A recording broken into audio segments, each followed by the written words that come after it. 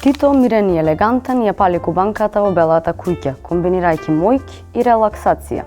Па кебапи на баш чаршија, да заборавиме на калориите. Или момче кое вози Golf 2, неговото прво возење, но веќе газда на пат. Сите овие се различни стилови што ги преплавија социјалните мрежи овие денови. Pixar, аниме, Ghibli. Сите одеднаш изгледаат како да избегале од анимиран јапонски филм. Од политичари и приватни слики до Тито и филмови. Што се случува и што навистина се крие зад оваа ненадења популарност, особено за стилот на Ghibli? Се започна во 1985 година кога оскаровецот Хајао Мијазаки го лансираше студио Ghibli, јапонско филмско студио кое се прослави благодарение на неговите филмови во 1990-тите и 2000-тите.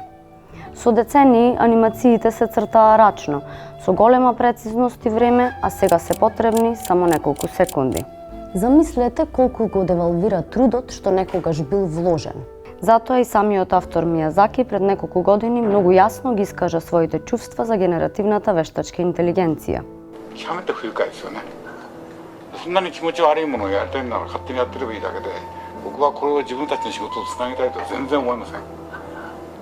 極めて何か生命に対する侮辱を感じます。Ако се прашувате како овој тренд одеднаш стана популарен, одговорот лежи во неодамнешното ажурирање на ChatGPT, кое им овозможува на корисниците да конвертираат фотографии во специфични аниме стилови, како што се Pixar, Ghibli или аниме. Но тоа не е крајот. Експертите предупредуваат дека ChatGPT може би тивко ги собира вашите податоци. Звучи познато, нели? Додека илјадници уживаат да ги споделуваат своите слики, застапниците за дигитална приватност предупредуваат дека OpenAI може би тивко собира лични податоци во масовен обем, а корисниците доброволно ги предаваат.